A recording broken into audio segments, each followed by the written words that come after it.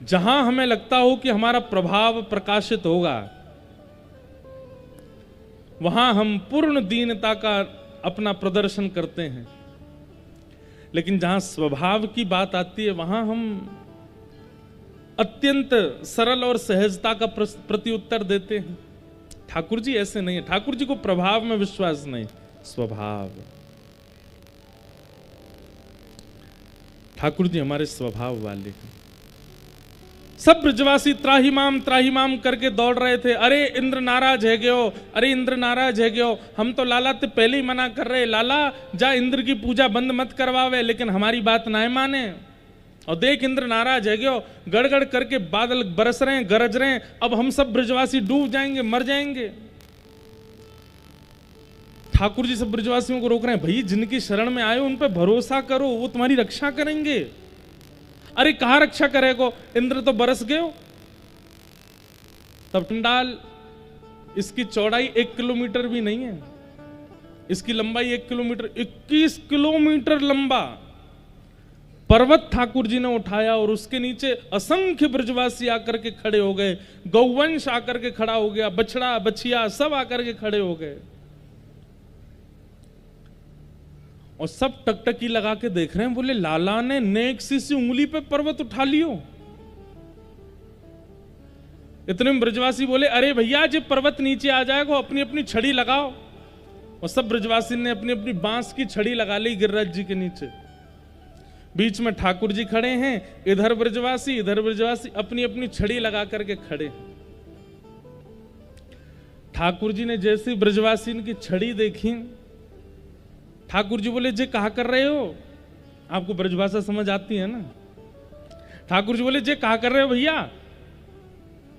ब्रजवासी बोले लाला इतना बड़ा विशाल पर्वत हम सबन ने छड़ी लगा ली है, तू चिंता मत करे, या गिरिराज जी नीचे ना आन देंगे। ठाकुर जी बोले तुम्हारी छड़ी पर टिक रहे हैं गिरिराज जी। ब्रजवासी बोले और नहीं तो का तेरी उंगली पर टिक रहे हैं जी। ठाकुर जी बोले और नहीं तो हम भाई मेरी उंगली पे ही टिक रहे हैं। ब्रजवासी बोले चल चल बात मत बनावे लाला, हम सब ने अपने मोटे मोटे बांस के छड़ा लगा रखे, तू चिंता मत करे, गिरिराज नीचे ना आवे गो। ठाकुर जी बोले तो फिर एक काम करूं, मैं अपनी उंगली हटा लूं। ब्रजवासी बोले वो तो करना ही है, हटा ले लाला, तू काहे को ऐसे नाटक कर रहा हो खड़े है कि वो हटा ले अपनी उंगली ने। ठाकुर जी बोले तो संभालो गिरिराज जी। जैसे ही ठाकुर जी ने नेक उंगली नीचे करी, गड़गड़ करके गिरिराज जी नीचे आने लगे। 21 किलोमीटर लंबा चौड़ा पर्वत, छड़ियां चट चट चट चट चट दूर दूर तक सब छड़ियां टूट गई। ब्रजवासी सब बोले लाला संभाल संभाल संभाल।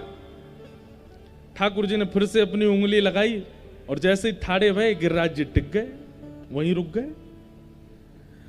अब दूर दूर तक जितने ब्रजवासी लाखों छड़ियां लगा के खड़े थे, सबकी छड़ियां टूट गई। सब अपनी अपनी छड़ियों को देखें, लाला जी पर्वत सांची में तेरी उंगली पर टिक रो है। ठाकुर जी बोले हम बे लाला हमारी छड़ी टूट गई, तेरी उंगली पे कैसे आए गए जी पर्वत, तेने कैसे उठा लियो गिरिराज जी। ठाकुर जी बोले हम जय जय हैं, ये हमने ही धारण कर रखो है। ब्रजवासी बोले रुक रुक रुक रुक रुक, कौन है तू, दोबारा बोलियो। ठाकुर जी बोले हम जय जय हैं, ये हमने ही उठा रखो है।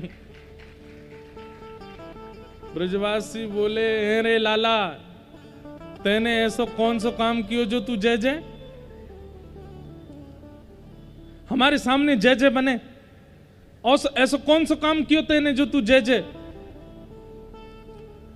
ठाकुर जी बोले 6 दिना को हतो में, भैया ये माइक ठीक ही कर दो, कभी बंद होवे कभी चल जावे।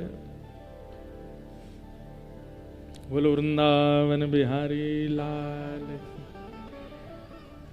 ठाकुर जी बोले मैं 6 दिना को हतो मैंने पूतना मार दी, मैं 3 महीना को हतो मैंने सक्टासुर मार दियो, मैं 1 वर्ष को हतो मैंने तृणावर्त मार दियो, अघासुर बकासुर धेनुकासुर कालिया नाग सबको मैंने वध कर दियो।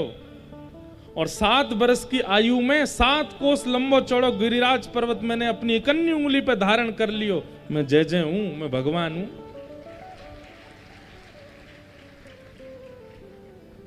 ब्रजवासी बोले बस बस बस बस, फेंके मत ज्यादा, भगवान है, मारी तेने पूतना। ठाकुर जी बोले अरे मानने को तैयारी नहीं है। बोले लाला तेने पूतना ना मारी तो कैसे मर गई वो? बोले जे तो हमारे ब्रज को इतना प्रताप है कि यहां पे बिना पुण्य करे अगर आओगे तो तुम्हारी मृत्यु हो जाएगी। ये राक्षस कभी पुण्य तो करे ना है, कभी नाम जप तो करे ना है, यज्ञ हवन अनुष्ठान व्रत तो करे ना है, इनके जीवन में कोई पुण्य है ना है। बिना पुण्य के ब्रज में घुसे चले आए तो इनके धीरे धीरे प्राण क्षीण है गए, और जैसे ही प्राण निकले संभवतः वो प्राण तेरे ही सामने निकल गए। तो मरे मरायन में डंडा मार के मैंने मारे। ठाकुर जी के नेत्र सजल हो गए। ठाकुर जी बोले क्योंकि भैया प्रेम अधिक जहां होता है ना, वहां प्रेमी की प्रभुता स्वीकार नहीं होती।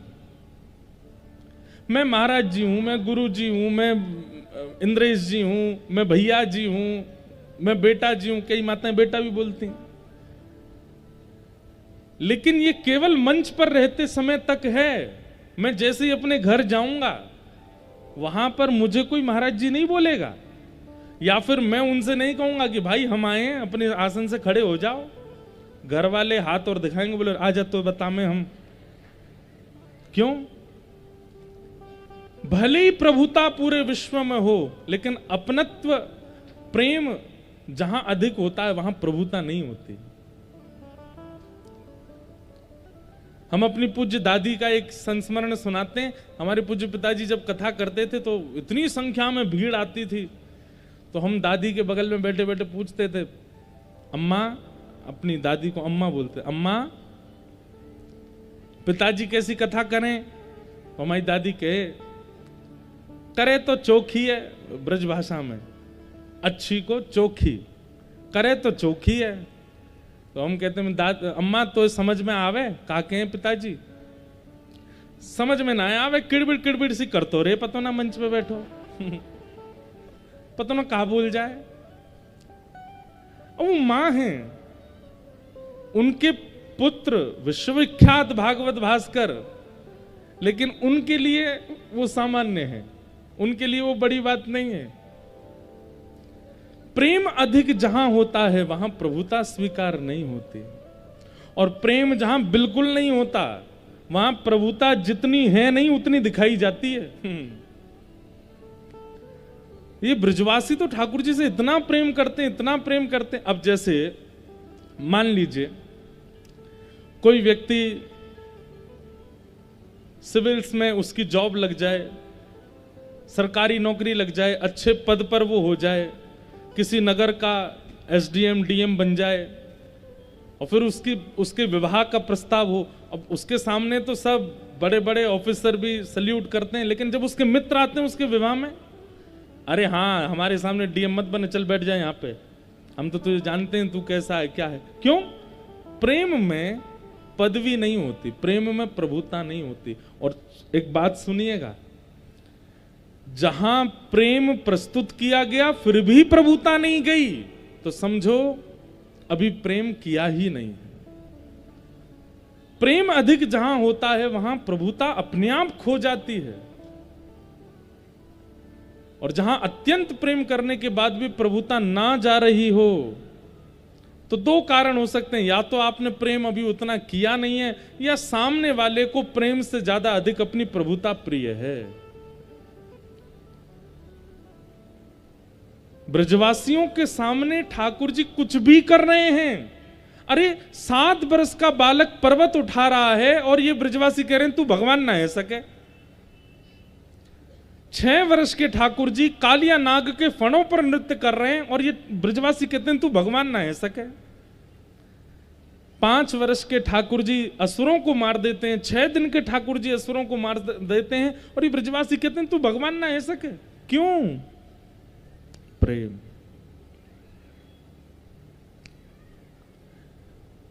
ब्रजवासी बोले लाला तू भगवान तो ना है, लेकिन तो को बतानी पड़ेगी तेने पर्वत कैसे उठायो। ये पर्वत तो पे कौन सी शक्ति ऐसी आई जो तेने पर्वत उठा लियो। हमारे ब्रज में बड़ी प्रसिद्ध ये वाणी गाई जाती है। ठाकुर जी बोले, सुनो भैया ब्रजवासी, मैंने ये पर्वत कैसे उठायो। कछु माखन को बल बढ़ो, कछु गोपन करी सहाय, श्री राधे जू की कृपा सो मैंने गिरिवर लियो उठाए। भैया कछु तो माखन को बल आयो मुंह में, अपने घर को तो खायो ही मैंने, लेकिन तुम सब ब्रजवासिन के घर ते चोरी कर करके खायो, तो इतने सारे घरन ते चोरी करके खायो, आप सबके घर को जो बल होता ना वो माखन में आयो, माखन ते मैंने चुरा लियो, तो आप सबन के घर को बल मुंह में आए गयो। अब देखो ये बात ऐसी है, चतुर व्यक्ति तो इनको अस्वीकार कर देगा, ये कोई बात है, लेकिन सहज सरल व्यक्ति इनको स्वीकार करेगा। अगर ये बात ठाकुर जी मुझसे कर रहे होते या आपसे कर रहे होते, हम इस बात को स्वीकार नहीं करते, लेकिन ब्रजवासी इतने सीधे हैं, इतने सरल हैं कि ठाकुर जी की बात मान गए। अरे भैया मैंने इन गोपीन के घर ते माखन चुरा चुरा करके खायो, मैं यही मारी तो खा रहे हो ताकि आप सबके घर को जो बल है, जो आपके बालकन में जा रहे हो, वो मुंह में आ जाए। इतने सारे ब्रजवासीन के घर को बल मुंह में आ गए, मैंने गिरिराज जी उठा लिए। ब्रजवासी बोले, अच्छा हम सबन के घर ते माखन चुरा के खावे तो मैं बल आयो। बोले हम बे। और लाला तेने दूसरी बात करी, कछु गोपन करी सहाय, हम सब गोप ग्वालन ने तेरी कहा सहायता करी। हम तो भैया छड़ी लेके खड़े, लेकिन फिर भी गिरिराज जी नीचे आए तो छड़ी टूट गई, हम तो सहायता कर ही नहीं पाए, फिर तेने यूं क्यों कही कि कछु गोपन करी सहाय। ठाकुर जी बोले, अरे भैया जब मैंने गिरिराज पर्वत धारण कियो तो आप सबके घर के मक्खन को बल मुंह में आयो, बातें मैंने गिरिराज जी उठा लिए। और फिर जैसे ही मैंने गिरिराज जी उठाए तो आप सब अचंभित है करके अपलक नेत्रन से मेरी उंगली की ओर देख रहे। इतने सारे ब्रजवासी अपलक नेत्रन से मेरी उंगली की ओर देख रहे, तो उन सबन के नेत्रन से उनकी शक्ति निकल के मेरी उंगली में आ गई, मैंने उठा लिए। अब ये इतनी सरल बात है, चतुर व्यक्ति इसको स्वीकार नहीं करेगा, लेकिन ब्रजवासी कैसे? ब्रजवासी बोले, अच्छा तो हमारे अपलक नेत्रन ते देखवे ते हमारी शक्ति तेरी उंगली में आ गई और हम सबके बलते तेने गिरिराज जी उठा। बोले हम बे। ब्रजवासी बोले, तभी तो हम कहें आजकल हमें कमजोरी क्यों आ रही है, आजकल हमारी सांस काय को फूल रही है, चलते चलते हमारी धड़कन तेज है जाए, तभी हम कहें खा में तो बढ़िया है, सो में तो बढ़िया है, फिर भी हमारी शक्ति कहां जा रही है। अब पतो चली नंद को लाला चुरा ले गयो है। ठाकुर जी बोले, हम बे बिल्कुल सही बात है। भैया कहीं लिख लीजिएगा, और कहीं क्या लिखो अपने हृदय पटल पर लिख लीजिएगा, ज्ञानी व्यक्ति ठाकुर जी को प्राप्त कर सकता है, योगी व्यक्ति ठाकुर जी को प्राप्त कर सकता है, वैरागी ठाकुर जी को प्राप्त कर सकता है। ये सब प्रकार के लोग वैदिक भगवान को प्राप्त कर सकता है, लेकिन प्रेमी और सरल चित्त वाले भगवान को प्राप्त नहीं करते, ठाकुर जी उसको प्राप्त करने आते हैं, ठाकुर जी उसको लेने आते हैं। ब्रजवासियों ने जाकर के तपस्या नहीं करी थी कि भगवान तुम ब्रज में जन्म लो, ठाकुर जी खुद आए वृंदावन। जयदेव महाप्रभु कहते हैं, अभिनव जल के समान जिनकी कांति है, ऐसे श्याम सुंदर जब द्रत मंदर है, ये जब अपनी इकन्नी उंगली पर पर्वत को धारण करते हैं, उस समय किसकी कृपा उनके ऊपर हो रही है? बोले, श्री मुख चंद्र चकोर जय जय देव हरे। किशोरी जी की मुख कांति को देखते देखते ठाकुर जी में वह भाव आ रहा है, और वो ठाकुर जी गिरिराज जी धारण कर रहे हैं। ऐसे ठाकुर जी ने गिरिराज जी 7 दिन 7 रात्रि पर्यंत धारण किया, और इंद्र को जब पश्चाताप हुआ इंद्र ने वर्षा बंद की, ठाकुर जी ने गिरिराज जी को पुनः विराजमान कर दिया। बोलो गिरवरधारी गोपाल की। वास्तव में तो बंधुओं ये गिरिराज धारण लीला, एक बात कहें आपसे, हमारी ओर बहुत सावधानी से देखो। भक्त जितना पास रहता है ठाकुर जी के, ठाकुर जी को उतना अच्छा लगता है। वो जितना समीप रहता है ठाकुर जी के, ठाकुर जी को उतनी ज्यादा सुख की प्राप्ति होती है। गिरिराज धारण लीला में ऐसा हुआ कि एक ही समय पर एक साथ संपूर्ण ब्रजवासी ठाकुर जी के समीप आ गए, और 7 दिन 7 रात्रि तक एक क्षण के लिए भी कोई ब्रजवासी ठाकुर जी से दूर हुआ नहीं। नेत्रों में, कानों में, हाथों को, मुख को, समस्त इंद्रियों को श्री ठाकुर जी के आस्वादन का अवसर 7 दिन तक प्राप्त हुआ। ठाकुर जी को इससे बहुत सुख मिला।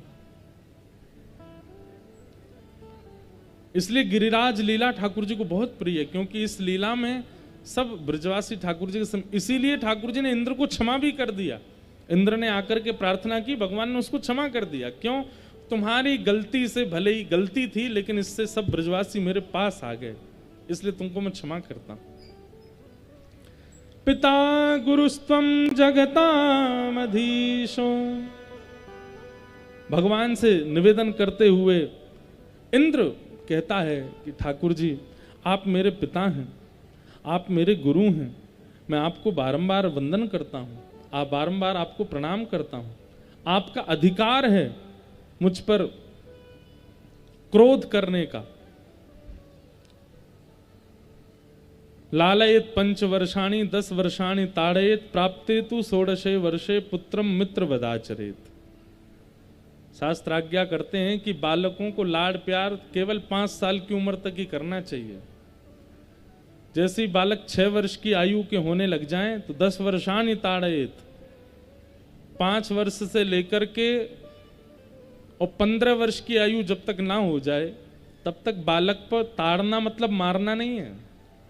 ताड़ना मतलब अपनी दृष्टि के सन्मुख रखें, उसकी एक एक क्रिया को ध्यानपूर्वक देखें। क्या खाता है, कब सोता है, कहाँ जाता है, क्या बोलता है, क्या सुनता है, क्या देखता है। और केवल 15 वर्ष की आयु तक माता पिता को उस पर शासन करना चाहिए।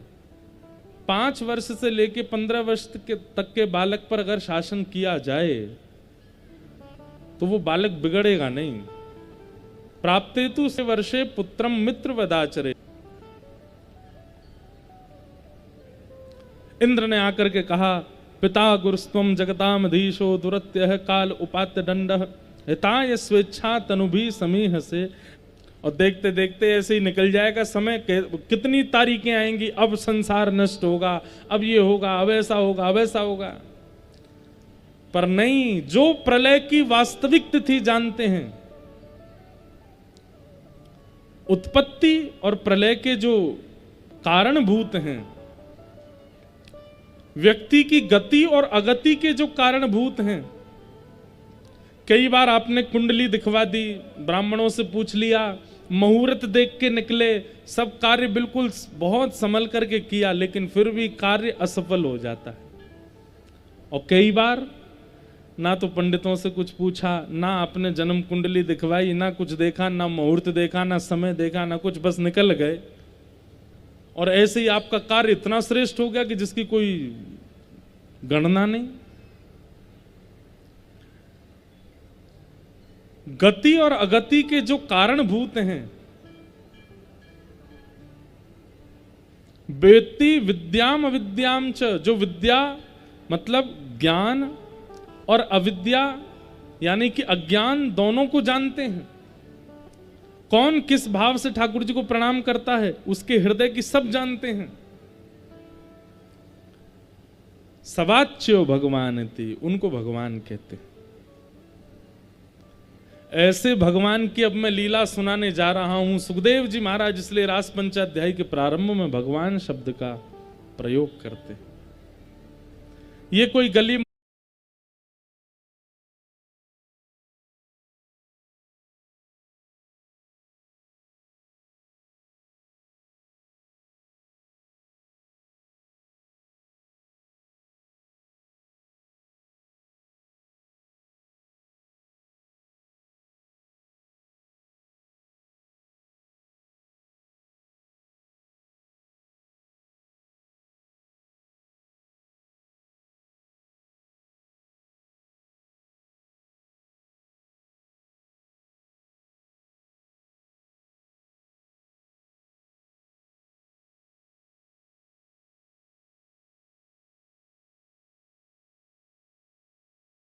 कि आप सब द्वापर तक प्रतीक्षा करो, द्वापर में राम जी कृष्ण बन के आएंगे तब मिलेंगे।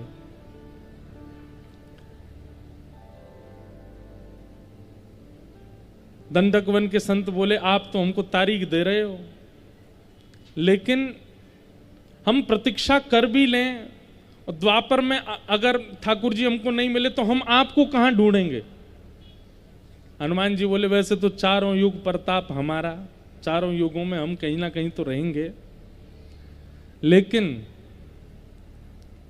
आप चिंता ना करें, मैं ऐसी कोई योजना बनाऊंगा कृष्ण लीला में किसी रूप में तो आकर के मैं आपको ठाकुर जी से मिलवाऊंगा, लेकिन आप कृपा करके एक युग तक प्रतीक्षा करें, एक युग की प्रतीक्षा और करें। आइए महाराज विराज जय।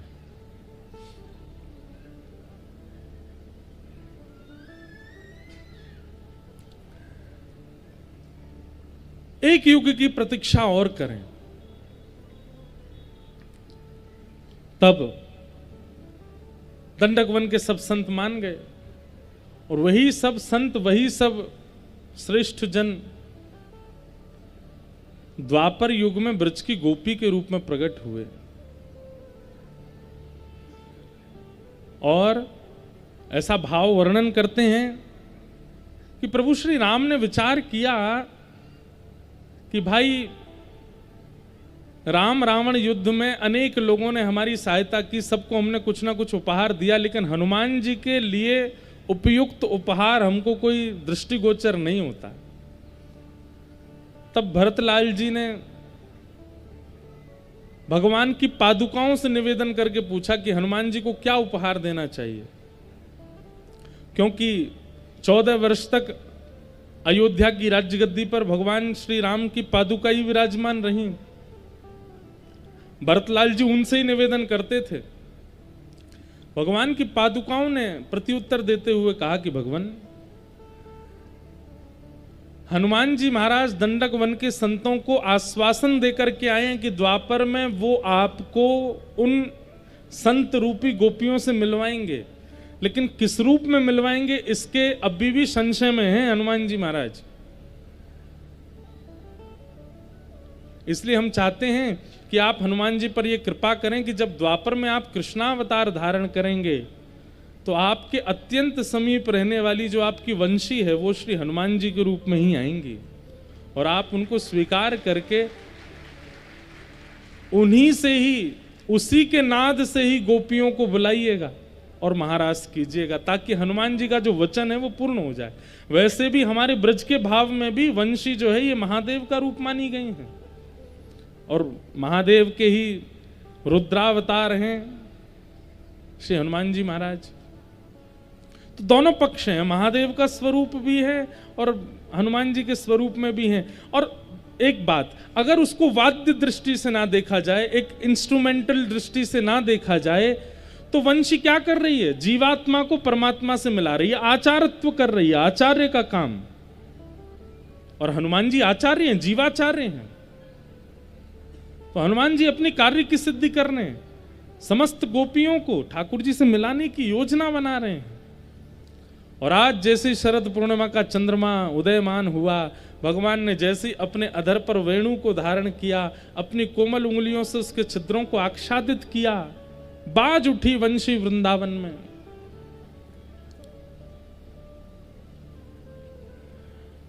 अब यहां पर आश्चर्य यह था कि कृष्ण प्रेम में उन्मुक्त जो गोपियां हैं, केवल उनको स्वर नहीं शब्द सुनाई दे रहा है और बाकी जितने भी ब्रजवासी हैं सबको स्वर सुनाई दे रहा है। मतलब अब जैसे हमारे बेंजो वाले भैया बेंजो बजा रहे हैं, आपको स्वर सुनाई दे रहा है, शब्द नहीं, उसमें से शब्द नहीं प्रकट हो रहे हैं, स्वर प्रकट हो रहा है।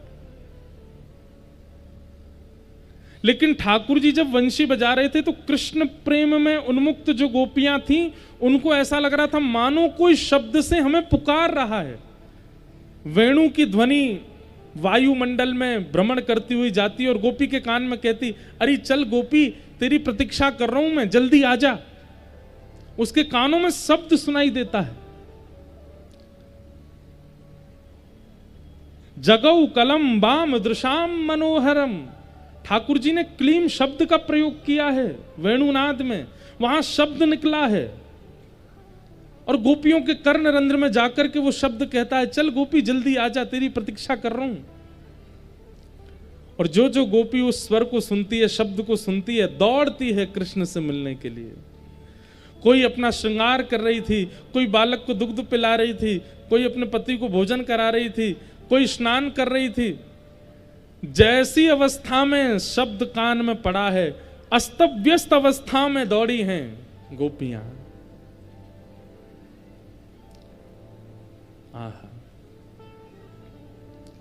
दौड़ पड़ी गोपियां। कई गोपियों के लिए तो कहा गया कि उनके परिवार के लोगों ने उनको जाने की अनुमति नहीं दी। अर्धरात्रि का समय, कहां जा रही हो? तो उन गोपियों ने कक्ष में प्रवेश करके ध्यान समाधि लगा करके अपने देह को तो वहीं त्याग दिया, आत्मस्वरूप से एक दिव्य स्वरूप धारण करके पहुंच गई हैं रास बिहार में। अच्छा, यहां बड़ी बड़ी योजना है। रास बिहार की बड़े बड़े भाव लिखे गए हैं, बड़े बड़े भाव सुनाए गए हैं। योग मायाम उपाश्रित, भागवत रास पंचाध्याय के प्रथम श्लोक में ही कहा कि योग माया के आश्रय में ठाकुर जी ने रास किया। तो योग माया कौन है? यही देवी जो यहां विराज रही हैं, जो वैष्णो देवी विराज रही हैं, जो विंध्यवासिनी मैया विराज रही हैं, यही देवी। योग माया के आश्रय में भगवान ने रास विहार किया। मतलब इतनी सारी गोपियां ग्रह त्याग त्याग करके रास विहार में गईं और किसी के भी पति सास आदि किसी को कोई दिक्कत नहीं हुई। ऐसा कैसे हो सकता है? कितनी गोपियों के तो छोटे छोटे बालक हैं और वो गोपियां भी रास विहार में गईं, उनके बालक रोए नहीं होंगे। तब हमारे आचार्य चरण कहते हैं योग मायाम उपाश्रित। बोले योग माया जो है ये समस्त गोपियों का रूप धारण करके उन गोपियों की रास भूमि में जाके उनकी अनुपस्थिति में उनके रूप को धारण करके उनके घर में उनके क्रियाओं को कर रही है। मतलब योग माया देवी ही गोपियों के रूप में विराजमान है।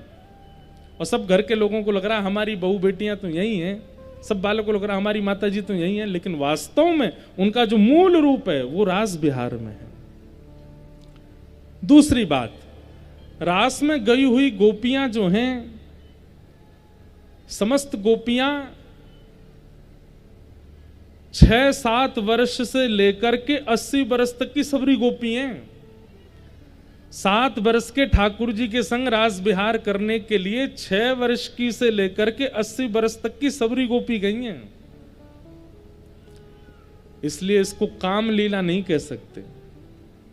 छोटे से गोपाल जी, और छोटे से गोपाल जी के साथ एक 80 वर्ष की माता जी भी नृत्य कर रही हैं जो यशोदा की उम्र की हैं, और छोटे से गोपाल जी के साथ एक 6-7 वर्ष की गोपी भी नृत्य कर रही है, जिसको यही नहीं पता कि स्त्री पुरुष में भेद क्या होता है, वह भी नृत्य कर रही है। इसलिए ये काम लीला नहीं है, ये जीवात्मा परमात्मा की मिलन की लीला है। हमारी दृष्टि खराब है इसलिए हमको वहां वही सब दिखता है। असंख्य गोपियां पहुंची और सब गोपियां जाकर के ठाकुर जी के सन्मुख खड़ी हैं। यहां पर श्री शुकाचार्य जी महाराज एक शब्द प्रयोग करते हैं कि मुतादोक्षज प्रिया। शुकाचार्य जी के मन में, परीक्षित जी के मन में एक संशय आया कि ये गोपियां भगवान को प्रेम करके पाना चाहती हैं, एक प्रियतम के भांति ठाकुर जी से प्रेम करके पाना चाहती हैं। तो यहां पर शुकाचार्य जी थोड़े से नाराज हो गए, बोले राक्षस द्वेष करके पा सकते हैं, पूतना विष पिला के पा सकती है, ये गोपियां प्रेम करके नहीं पा सकती। ठाकुर जी को प्राप्त करने के लिए सब साधन हो सकते हैं, वो द्वेष भी हो सकता है, वो काम भी हो सकता है, वो प्रेम भी हो सकता है। और ये गोपियां ठाकुर जी से प्रेम करती हैं ऐसा नहीं है परीक्षित, ठाकुर जी भी इनसे प्रेम करते हैं, ठाकुर जी को भी ये प्रिय हैं। गोपियां सब आईं, भगवान वेणुनाद कर रहे थे। जैसे ही ठाकुर जी ने नेत्र खोल करके देखा, असंख्य गोपियां खड़ी थी सामने। शरद पूर्णिमा का चंद्रमा आकाश में प्रकाश दे रहा है। स्वागतम वो महाभाग प्रियम किम करवाणि वा ब्रजस्यानामयं कश्चित् ब्रूता गमन कारणम। भगवान ने सब गोपियों से उनके आने का कारण पूछा। पहले तो स्वागत किया और फिर क्यों आई हो। गोपियां बोली मतलब पहले तो निमंत्रण दिया और फिर निमंत्रण देकर के हमको पुनः पुनः बुलाया, और जब हम सब काम छोड़ छाड़ के चली आई तो यूं पूछ रहे हो क्यों आए हो। कई बार ऐसा होता है कि क्रोध जब आता है ना, तो क्रोध में आप घूंट पी जाते हो, बोलते नहीं हो, मौन हो जाते हो। गोपियां ऐसी हो गई। बोले हम त्रेता युग से प्रतीक्षा कर रही हैं, तब नहीं मिले। उसके बाद कृष्णावतार हो गया, कृष्णावतार में भी कब से प्रतीक्षा कर रही हैं कि मिलेंगे मिलेंगे मिलेंगे मिलेंगे। अब जाकर के जब मिलने का समय आया, एक युग से भी लंबा समय बीत गया। आज जब हम सब छोड़ छाड़ के इनसे मिलने के लिए आई तो कह रहे हैं कि आप सबके आने का कारण क्या है? ब्रूतागमन कारणम।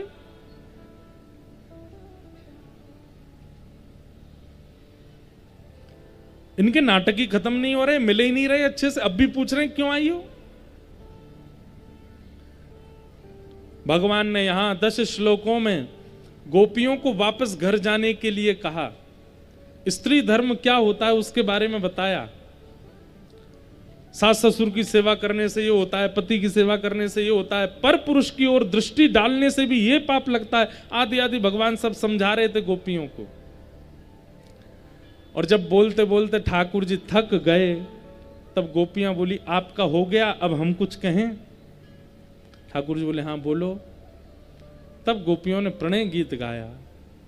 मैवं विभोरहति भवान गदितुं नृशंसम् संत्यज्य सर्व विषयांस्तव पादमूलम् भक्ता भजस्व दुर्वाग्रहमात्यजास्मान् देवो यथादि पुरुषो भजते मुमुक्षुन्।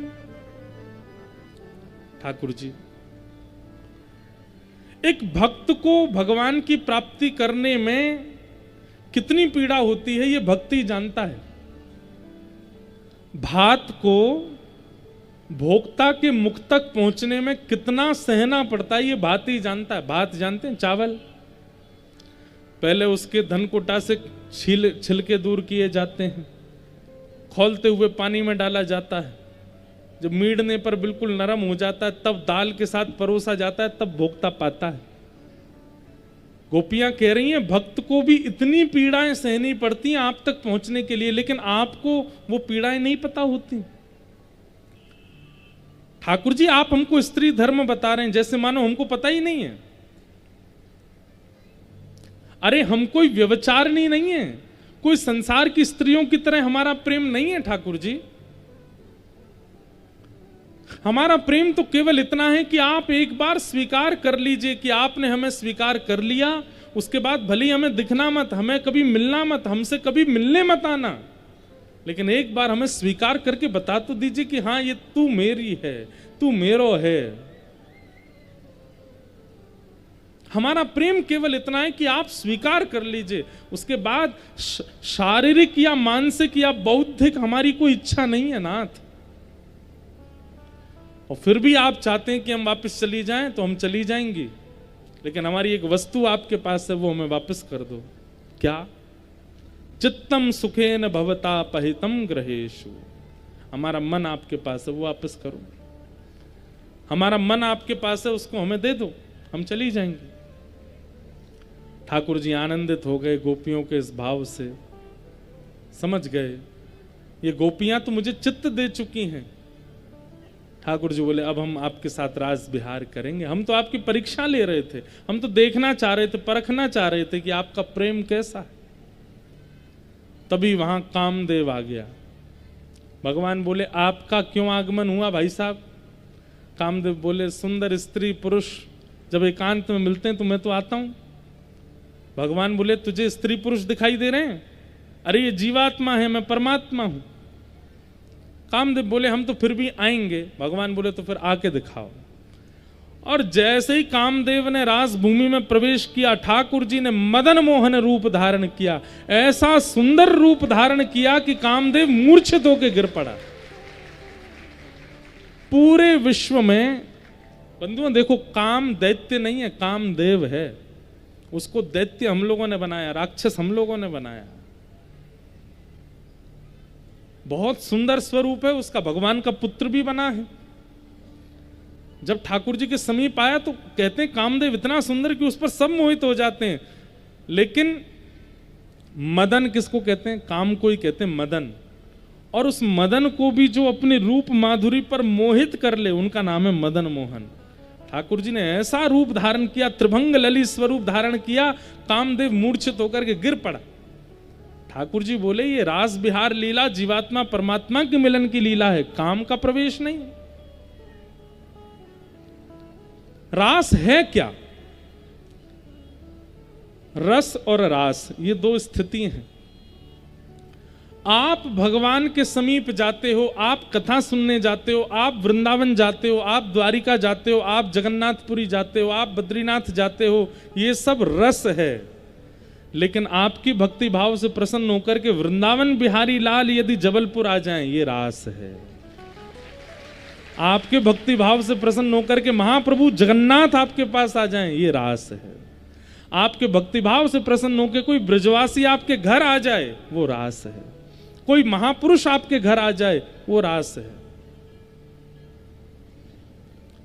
आप प्रयास करते हैं, वो रस है। लेकिन ठाकुर जी प्रयास करते हैं, वो रास है। हम लोग रस का अनुभव तो कर रहे हैं, पर रास पता नहीं कब होगा। मैं एक बात कथा में कहा करता हूं कि हम सब तो हैं गुल्ला। कौन है? गुल्ला।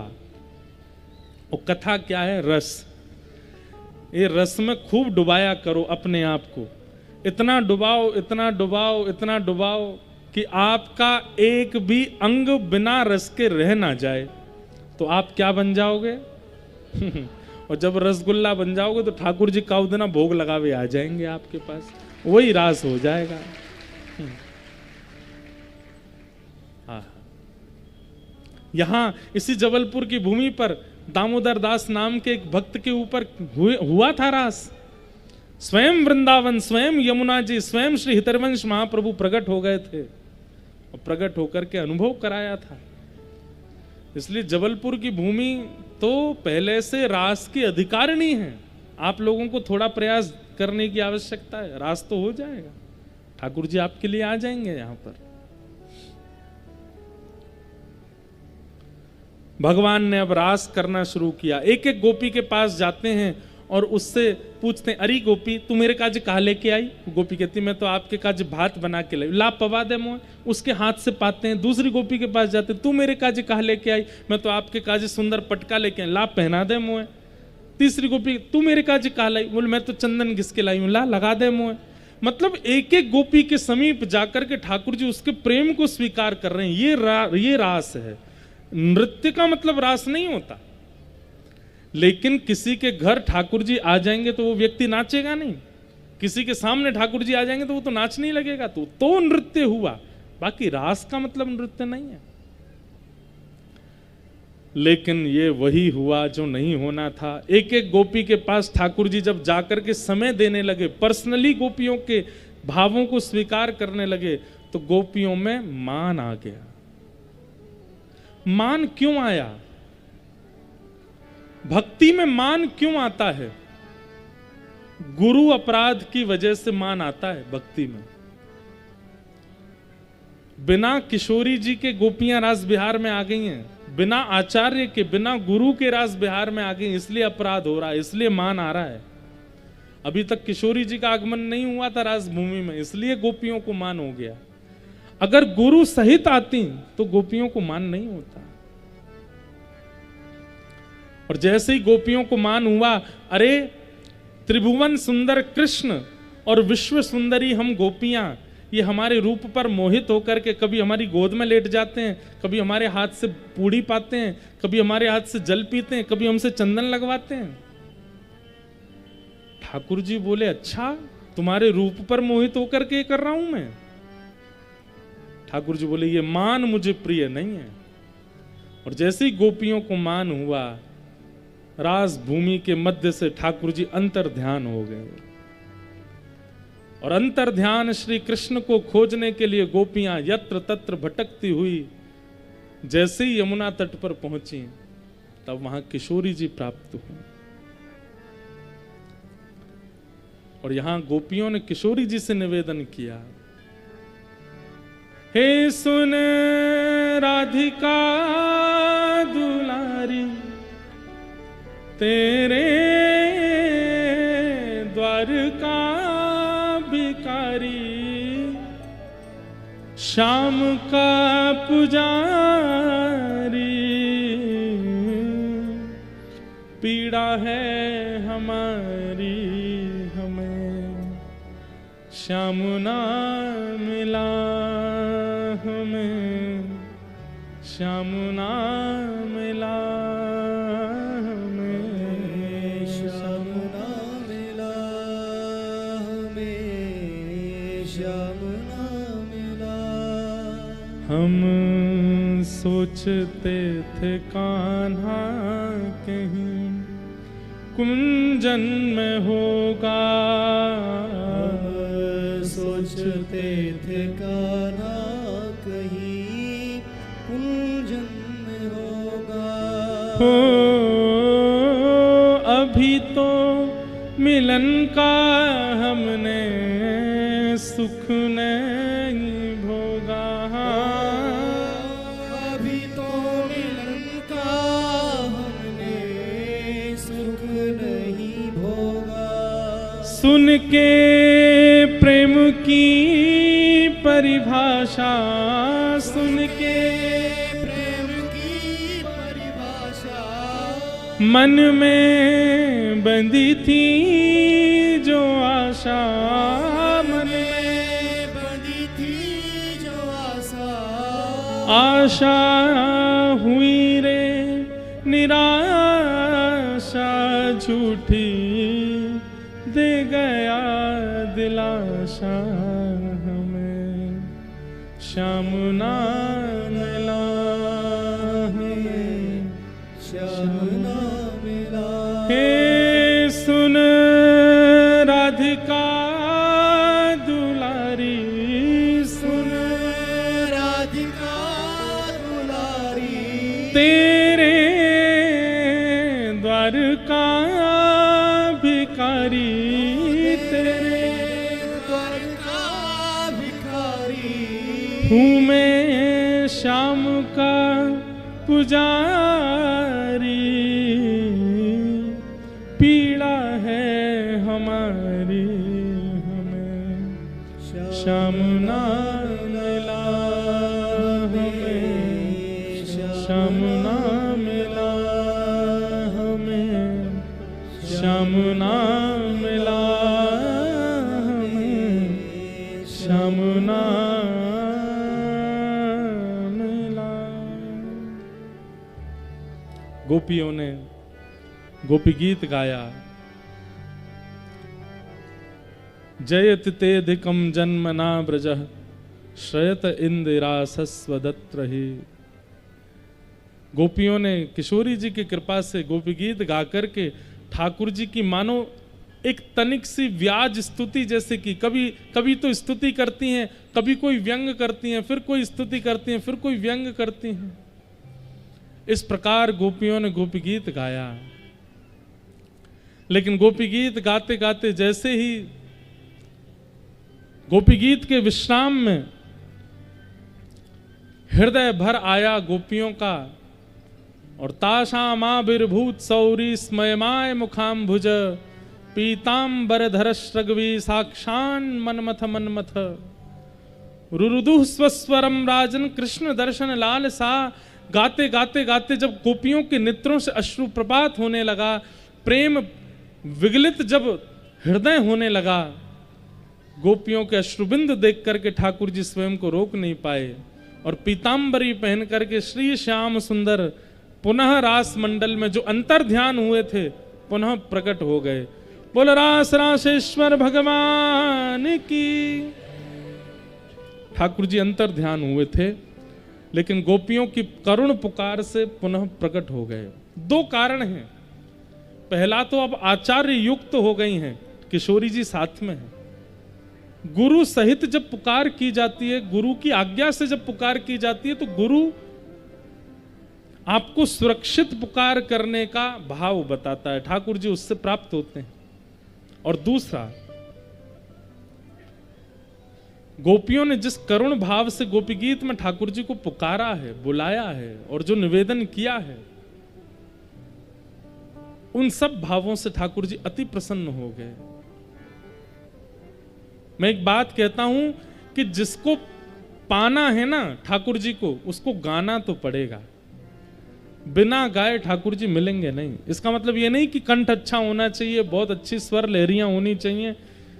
गाना मतलब केवल गाओ, केवल पुकारो, केवल बुलाओ, बिना गाए नहीं मिले। जिसने भी पाया गा के पाया ठाकुर जी को। गोपियों ने गोपी गीत गाया और ठाकुर जी प्रकट हो गए। सब गोपियों ने ठाकुर जी को पकड़ लिया, बोले हाथ छुड़ाए जात हो निर्बल जान के मोए, हृदय से जब जाओगे तब जबर कहूंगी तोए। हाथ छुड़ा के तो चले गए थे, लेकिन ठाकुर जी आप तो हमारे हृदय में बैठे हो, अब हम आपको जाने नहीं देंगे। हाथ पकड़ लिया ठाकुर जी का। और यहां थोड़ा संवाद हुआ गोपियों का और ठाकुर जी का। ठाकुर जी ने कहा, हम तो आप सबके प्रेम के ऋण के ऋणी हैं, उससे कभी ऋण नहीं हो पाएंगे। और अब ठाकुर जी ने महारास किया। जितनी गोपी हैं उतने श्याम सुंदर हो गए। पहले एक ही कृष्ण थे, अनेक गोपियां थीं। अब जितनी गोपी उतने श्याम सुंदर प्रकट हो गए और वृंदावन में यमुना पुलिन पर महारास हो रहा है। जैसे ही महारास प्रारंभ हुआ, आपके मध्य प्रदेश में विराजमान महाकाल भगवान अपने त्रिशूल डमरू उठाए दौड़े वृंदावन की ओर। बोले महारास हो रहा है, इसमें तो हम भी जाएंगे। जैसे ही वृंदावन की सीमा में प्रवेश किया, गोपियों ने द्वार रोक दिया। बोले बाबा कहां जा रहे हो? महादेव बोले हम शंकर जी हैं, सब हमको भोले बाबा कहते हैं। आप गोपियां बड़ी भोली हैं, हमारा मार्ग कोई रोकता नहीं है, लेकिन आपने रोक दिया है। गोपियां बोली नहीं, हम आपको भली भांति जानती हैं, आप महादेव हो। लेकिन भगवान भीतर रास विहार चल रहा है और रास विहार में केवल एक ही पुरुष का अलाव है, श्री कृष्ण। उनके अलावा सब गोपी हैं और किसी पुरुष को भीतर जाने की अनुमति नहीं है। आपको यदि भीतर जाना है तो पहले गोपी बन के आओ। गोपी मतलब कौन? गोपी मतलब श्रृंगार से गोपी नहीं। नेत्र कृष्ण को देखना चाहे, नासिका कृष्ण को सूंघना चाहे, जिह्वा कृष्ण का आस्वादन करना चाहे, कान कृष्ण को सुनना चाहे, हाथ स्पर्श करना चाहे, पैर नृत्य करना चाहे, मतलब इस देह की और कोई कामना ही नहीं है, केवल कृष्ण है। जो अपनी प्रत्येक इंद्रिय से कृष्ण को पाना चाहे वही गोपी है। और जो प्रत्येक इंद्रिय से पाने लगेगा उसके बाह्य भेष में गोपित्व दिखने तो लगेगा। महादेव ने तुरंत अपना कमंडल आगे किया, भिक्षाम देही माते। अन्नपूर्णा मैया प्रकट हो गई भिक्षा लेकर के। महादेव ने कमंडल पीछे किया, अन्न की भिक्षा नहीं, आज अपने श्रृंगार की भिक्षा दो। और अन्नपूर्णा मैया ने महादेव का गोपी स्वरूप धारण कराया। नाक में नथनी पहनाई, कानन में कुंडल पहनाए, आंखन में काजल लगायो, जटा खोल करके केश बना दिए, सर्प बिच्छू आदि जो पहन रखे सबको कहा तुम लोग सब लोग जाओ। सुंदर गहने पहनाए, लहंगा पहनायो, हाथन में चूड़ी पहनाई, हाथन में महावर लगायो। जैसे ही चुनरी पहनाई, वृंदावन में यमुना तट पर प्रकट हो गए। बोलो गोपेश्वर महादेव की। महादेव गोपी बन करके आए और जैसे ही गोपी बनकर के पधारे, गोपियां बोली पहले मुख दिखाना पड़ेगा। महादेव बोले जिसके लिए सजे हैं वही देख सकता, हमको और कोई नहीं देख पाएगा। गोपी बोली नहीं नहीं, रूप तो दिखाना पड़ेगा। महादेव ने जैसे ही घूंघट ऊपर किया, आहा, ध्याये नित्यम महेशम रजत गिरि निभम चारु चंद्रावतंशम। आज ये वाला स्वरूप है ही नहीं ठाकुर जी का। आज त्रिनेत्रों में काजल लगा है, होठों पर लालिमा लगी है, कानन में कुंडल पहने हैं, आहा मांग में सिंदूर भरो है, सुंदर चंदन की पत्रावली करी है, गले में सुंदर हार पहने, हाथन में कड़ूला पहने हैं, और बताएं साथ में मूछन पे इत्र लगो भयो है। पामन में कड़ूला पहने, धम्म धम्म करके महादेव गोपी बन गए हैं। गोपियां तो वहीं देख करके मूर्छित हो गई। महादेव बोले हम तो पहले ही कह रहे थे जिनके लिए तैयार हुए वही देख सकते हैं, और कोई मत देखो। इतने में ही भीतर रास विहार कर रहे ठाकुर जी ने देखा, अरे देवादिदेव महादेव पधारे हैं। दौड़ करके गए, महादेव का हाथ पकड़ करके लाए। महादेव को रास में नृत्य करता देख ब्रह्मा जी के मन में इच्छा हुई मैं भी जाऊं। 4 मुख वाली गोपी बन करके ब्रह्मा जी आए, इंद्र आए, सनकादि आए, नारद जी आए, सब देवी देवता आए हैं, सब गोपी बन करके, और वृंदावन में यमुना तट पर रास विहार हो रहा है।